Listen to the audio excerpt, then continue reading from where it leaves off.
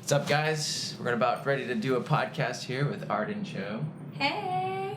Shop Talk Radio. This is the first one we ever videotaped, so let's have some fun. Oh my god, I'm like caught up on my fancy rings here. That's all good. Little fuzzy guys on. Yeah. Put the little hats on. Little pop filter. Check. Okay. Alright. Let's do this. Let's do this thing. Ooh. Oh, you get real close. Oh yeah. Let's go a little. Yeah, maybe give me a little sound. Oh, I like that. Oh, hey. Bam. Hey. Sounds like radio. It does sound like radio. Wait, that was really bad. Radio. It does sound like radio. I would be a terrible radio host. I do not have a good radio voice. They always sound sexy.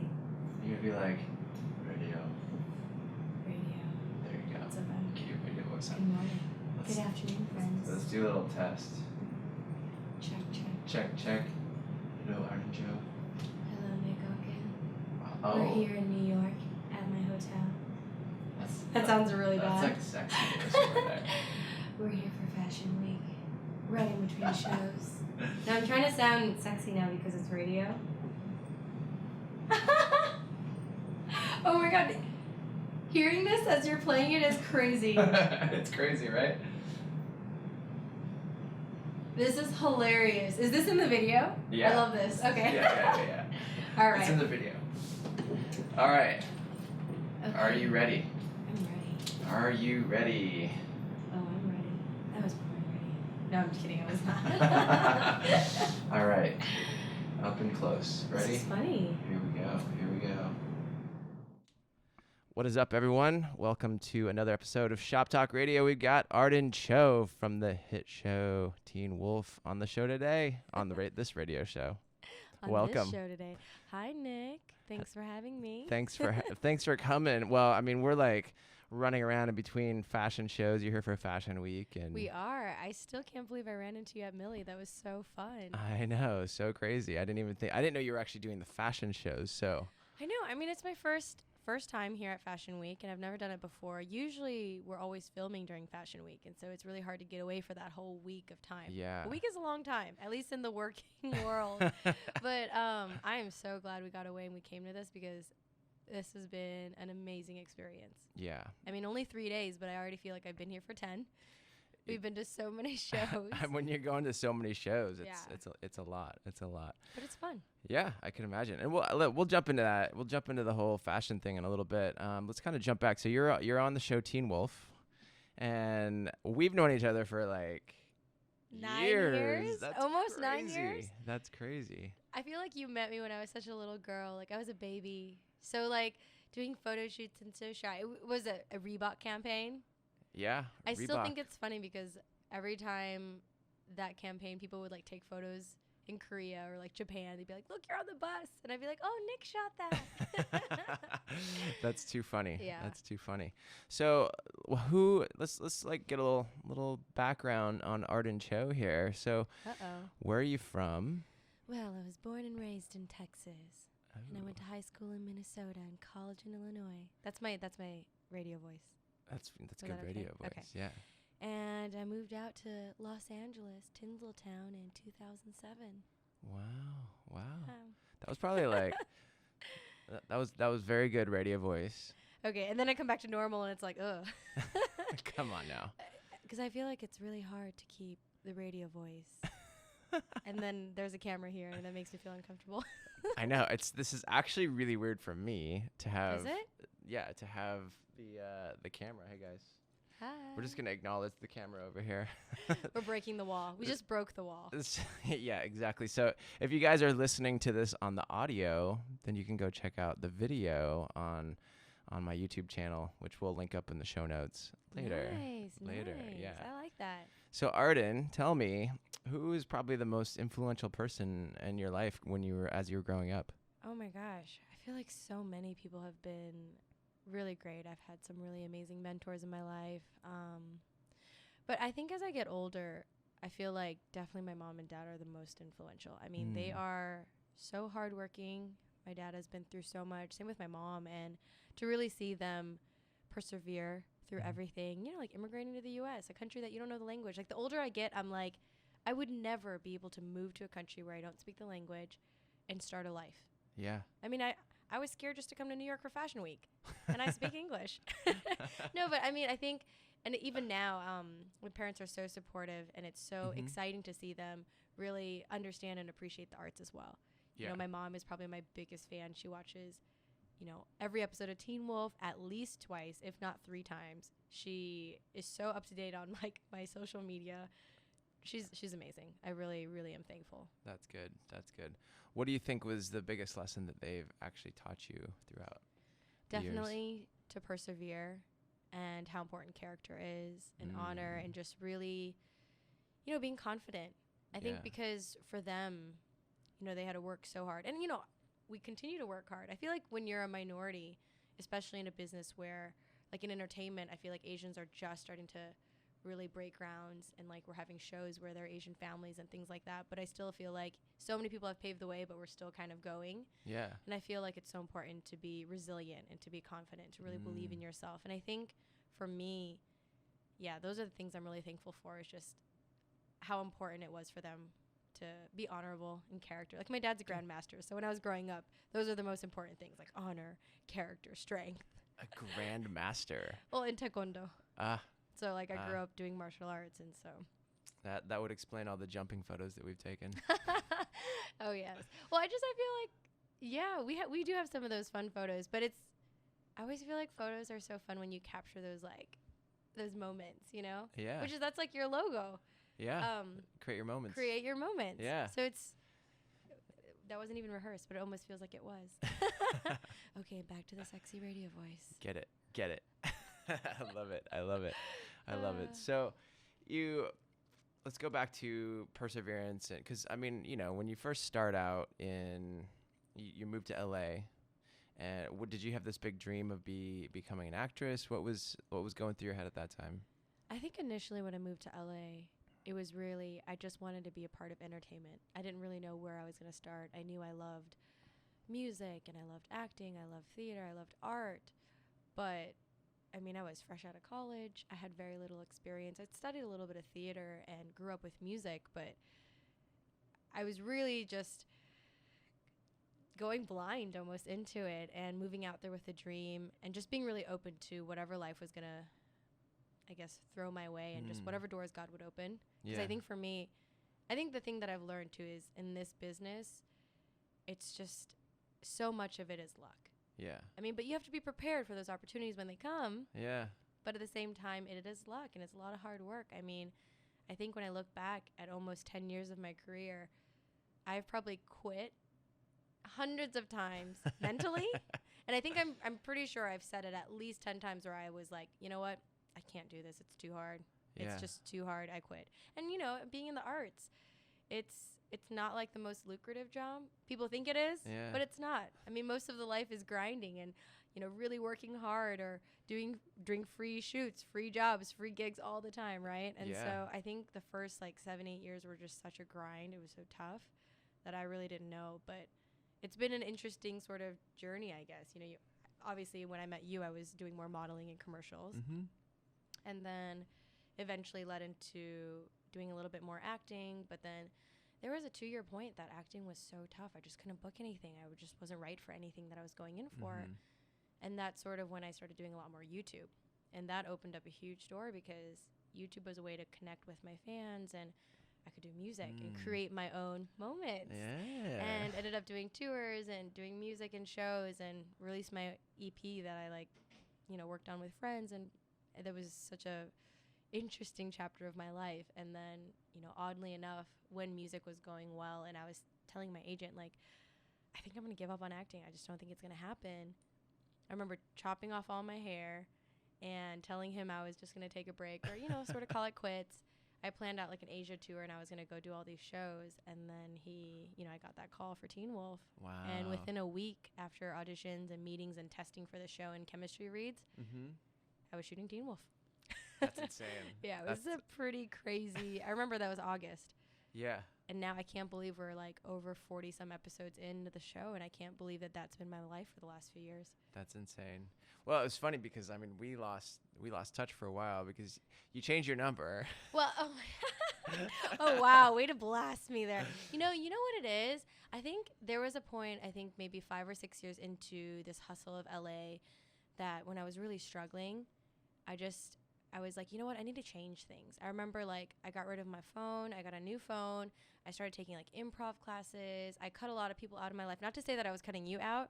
Right. Really what I did was, you ever feel like you have to do like laundry in your phone list where you just, or like spring cleaning. Yeah. You know, you decide, you know what? I'm only going to have numbers of people I've literally talked to this last week and people I talked to on a day-to-day basis. And that was it. For the longest time, I had like 6 people on my phone and then sort of started over from there. And it was funny too, because I remember I had like 2 years of birthdays pass by and I was like, I only got like 2 happy birthday messages.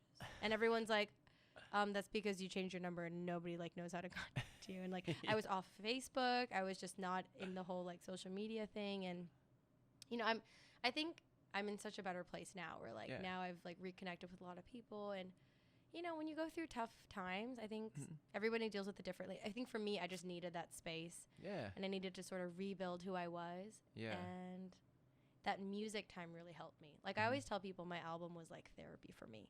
It was sort of me pouring out my heart. And I'm not really a writer or even a singer. Like I've always said it was just like a hobby that I love.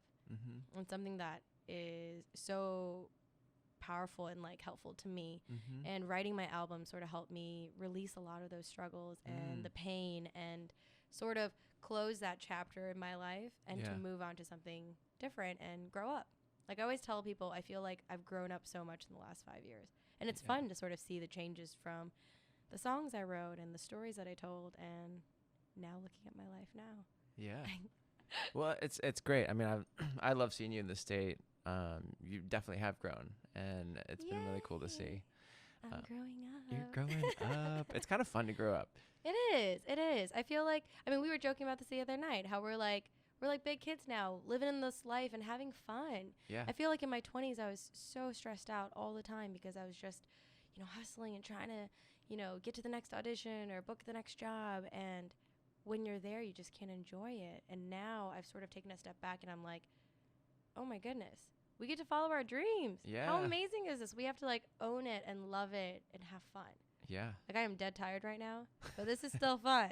You're rocking it for being dead tired. I don't know how you do it, but I have an amazing team that helps me, you know, get my life together.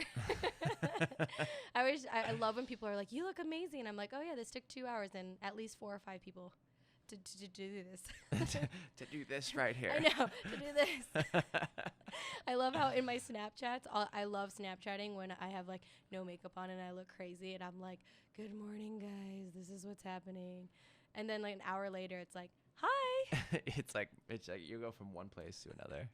It's so fun. That's crazy. How has social media really like changed your I guess your life in the sense of branding and putting yourself out there? I think for the longest time I was terrified of social media, which I think a lot of people are. I still am sometimes. Like Snapchat still scares me. But I love that it's a way to be personable. You can connect with fans and you can really make it your own. Like for Instagram, I consider it sort of like a photo album of the experiences and the moments and, you know, trying to capture these moments. And it's funny because now it's like, especially being here at Fashion Week, now I want to make it look sort of like every day to capture certain moments from the day that I want to remember, that I'll look back and say, oh, this was my first fashion week and oh my gosh, how fun. And then maybe years later I'll look back and say, oh no, how silly is that? But no, it's like Instagram is like my photo album, my way to connect. And then Snapchat I feel like is a way to sort of show my goofy side because I feel like I'm so awkward and so weird sometimes, but people don't really know that when, you know, in your photos, it's all polished. Everything's like set and pretty. And then, you know, Twitter, obviously, it's really hard for me in 140 characters to capture my emotions. And I feel like a lot of times sarcasm doesn't translate on Twitter. Really? Like sometimes I really want to say certain things and I'm like, I feel misunderstood. But Snapchat.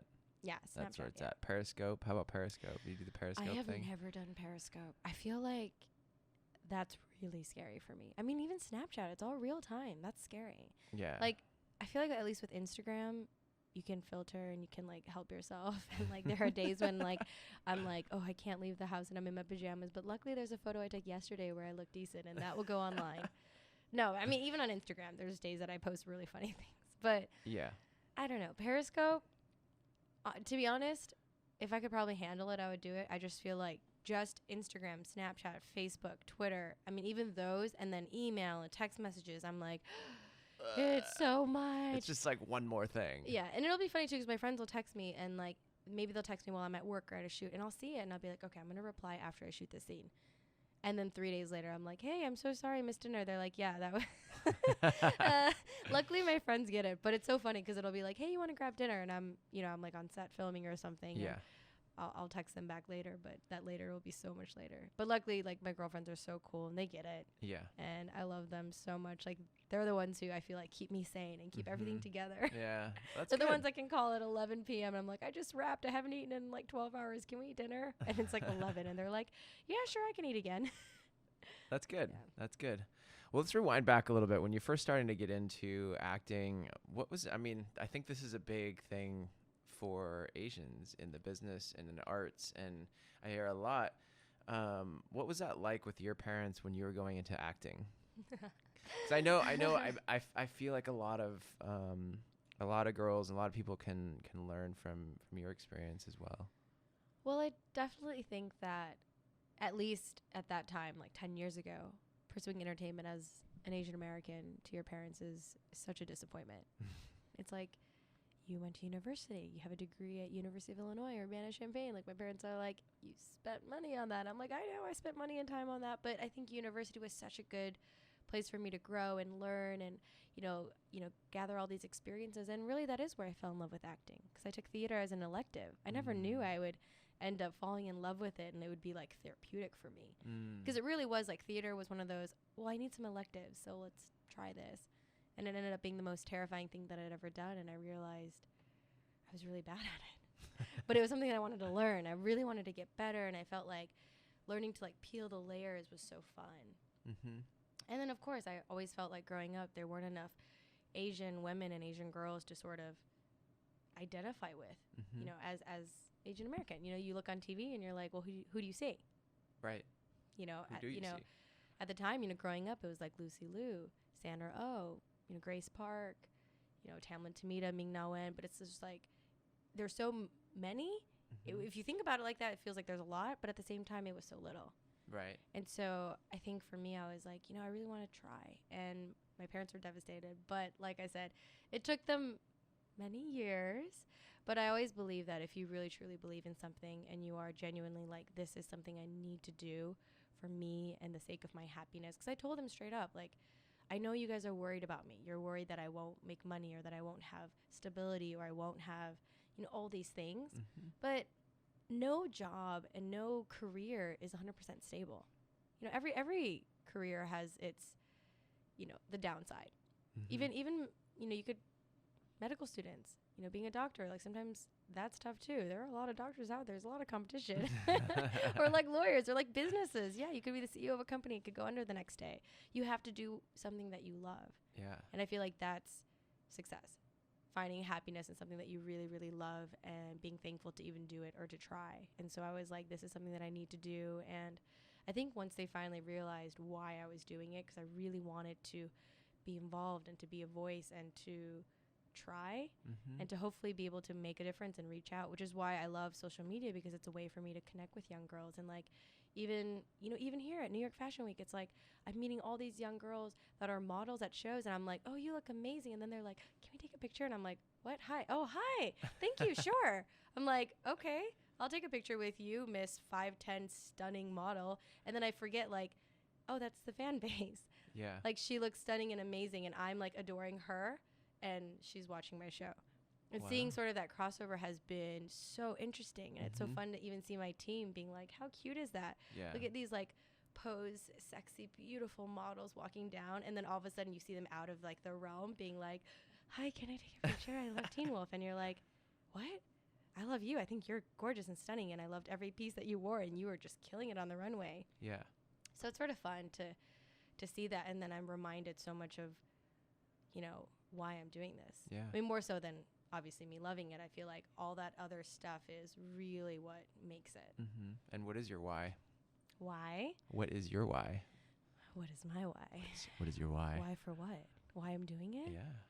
I mean, I really want to make a difference. You know, I want to have purpose in my life. I want to, oh my, I got close to the mic and then it felt scary for a second because it felt so intimate. Also because it's an intimate question.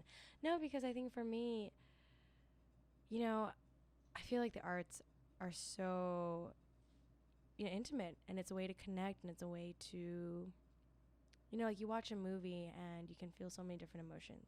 You can feel joy, happiness, sadness, pain, love, and I love that films can do that to you. TV, same thing. You know, it's just the road and the roller coaster that it takes you on, and I love that to make a movie, you have thousands of people involved in that process. It's just such an amazing experience. You know, even for like our show, we film so many hours for one episode, and there are hundreds of people working on it, and I'm always so amazed to see how hard the crew works and how hard everybody works, even when we're in like 15-hour days and everyone's exhausted and it's like Friday and we're still working at Saturday a.m., you know. And it's like you look around and I'm like, man, I am so thankful that all these people are here working so hard to create this. And then, you know, 6 months later you watch the episode and you're like, oh my gosh, That's this crazy. is it. This is why we're doing this. Yeah, it's really hard in the process, but then you see that final product, like the work of it, and it's so awesome. And then on top of that, you get to use that as a tool to connect to younger people, to connect to, you know, other artists out there. And it's just has been such an amazing experience. And I think through that, I'm still learning. Learning like the why or what I want to do with it, which is, at least for me, the why now is like I really want to use it to connect with young girls and, you know, especially young Asian American girls who might feel like they look around and they might feel like lonely, or they might feel like they don't have anyone to sort of look up to, or, you know, like I always tell people, you know, I want to be like a big sister. Like I feel like all of my fans are like my little sisters, and I love them, especially the girls that I'll meet at events. Not to say I don't like the guys. I love the boys too. Like equal love for boys and girls, but I will always have like that soft spot for girls because, you know, my whole life growing up, especially in like Texas and Minnesota, I was always sort of like the only Asian American. And I didn't know what Asian American meant back then. I just thought it was different. And I didn't look like every other girl. And, you know, you always want to fit in. You always want to have some sort of like, you know, family or a place. And, you know, I want to be that for people too. Yeah. If that makes sense. Yeah. So I guess that's the why. That's great. That's a really great why. What advice would you give to girls to be, not to fit in, but to like be themselves? Or oh man, so I think for me, which a lot of people, I feel like people who really follow me do know this, but I am very insecure, and I think it's taken me a long time to be comfortable with who I am and be comfortable with what I've got. You know, I think I always tell girls, you will always want something different. You will always want to be a little bit taller, be a little skinnier, be prettier, have longer hair, have lighter hair, whatever it may be. I could name 100 things that I change about myself, but you have to find something that you love and really embrace who you are, because every person has something amazing about them. And I feel like when you really feel good about that and you love who you are, like people see that. Yeah. And I feel like, especially for girls, it's not all about like what's on the outside. And I know it's so hard in this culture and this just sort of life, just because it is such a, you know, something with like even media and entertainment, it's always on the forefront. It's all about the outside, but it's not at all. And I know it sounds cliche when you say like, oh, inner beauty, it's all about inner beauty, but it is I totally believe that as I'm growing older, I feel like I'm growing into who I am, more so because I'm starting to love who I am. Like, you know, who I am as a person, more so than like maybe the looks, and learning to sort of play like it's, oh man, I feel like it's so hard for me to like put it into like a short and sweet statement, but I really feel like it just comes down to being okay with who you are. I am okay that I am 5'4" and short. I've always wanted to be tall. I've always wanted to be, you know, different. Yeah. But I feel like now it's like I don't care. I'm short, but I'm still gonna, wear heels and I'll wear a skirt. Because for the longest time, I didn't want to wear skirts because I hated that my legs were shorter. Like, I wanted to be tall, like those, beautiful models with, like, legs for days. Like, every time I see a girl, the first thing I notice is her legs. And I'm always like, oh, legs for days. Yeah. But then I realized, you know what? I am not growing any taller. Like, nothing that is not going to change. Yeah. So it's like, why am I going to obsess about that? And why am I going to feel bad about myself for not being tall when that's never going to change? Yeah. But there are things that do change. And so I feel like, and that's more like mentally, Yeah. Now I'm like, oh, well, if you're short, you can wear certain things and that looks cute.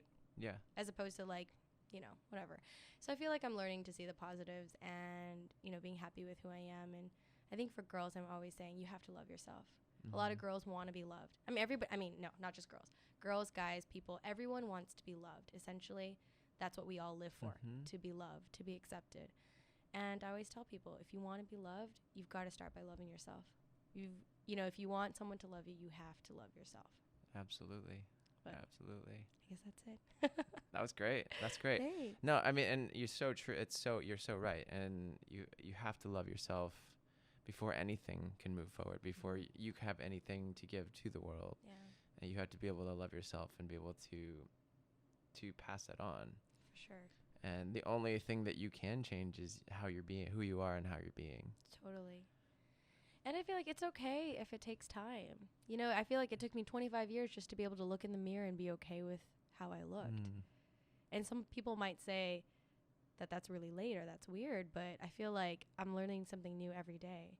Yeah. I'm trying something new. I think even this week, I feel like I've grown so much. Like, for Fashion Week, I'm trying a lot of different looks and different styles, things that I would never feel comfortable doing. And so, I'm growing up. Yeah. And I'm having fun. So That's I want good. everyone to, I guess, go through that. Yeah. What was that? So 25 years, what was that when you looked into the mirror and you were okay with it? What spurred that? Where'd that come from? Honestly, I think it was that time that I was working on my album. And it was the music and realizing, one thing is, ever since I was young, I always wanted to be a singer. All I wanted to do was sing. But I wanted to sing like Whitney Houston sang, Celine Dion, Mariah Carey, Christina Aguilera. Like, for me, my dream was to be like a big, big singer. But I wasn't born with that. You got to be born with a little bit of that, like, soul and that, like, yeah. There's only so much you can learn. You can definitely learn to be a better singer, because I think I did learn a lot. But I always thought that all I wanted was to be a singer, but I was never good enough. All I wanted was to be like a tall, beautiful fashion model, but I wasn't tall enough. So I think my whole life it was always I just wasn't good enough. Like, I even played cello for like 10 years, but I was never like first chair. I was never good enough. And I think when you tell yourself you're never good enough, you actually start believing that. And as I was working on my album and really finding a sound that was me, that was honest, I was sharing songs that I had written 8 years prior to that, things that I had never shared with anyone. And as I was recording it and going through that process, I realized, yeah, I'll never sing like Whitney. I'll never sing like Celine, but this is me. Like, this is who I am. And there will be people that will relate to that. And I think once I started putting that out there and hearing, fans tell me this song literally is exactly how I feel. And I was like, oh my God, we're the same. And knowing that, like, you can connect with people like that, I think that gave me life. Especially because there are so many singers. I remember growing up, there was a song that I would listen to, and I'm not exaggerating, like 20 to 50 times, like a day, like all day long. There was a song by Ginny Owens called If You Want Me To. And it's such a beautiful song. And I remember I would just listen to it on repeat, and I would be like bawling sometimes, just crying, because I was like, it's just like a beautiful, you have to hear it sometime. It's a beautiful song, but Ginny Owens is an amazing songwriter, singer, plays the keys. She's stunningly beautiful in every single way, but she's blind. Wow. And I didn't know that for the longest time. And I think when I started like looking into her and hearing about her life, I realized, man, she is so brave. She is so beautiful. And I loved what the message she was sending. And I realized, we're all scared and we're all insecure, but you have to believe in yourself. You have to try. And so I think for me, like, that, she gave me a lot of courage. Yeah. And I think I realized you got to do the things that scare you. Yeah. But yeah, so Absolutely. that's that. So how important would you say that, because it sounds like creating was therapeutic for you in that sense, Totally. and like going after it and just like doing it because you wanted to.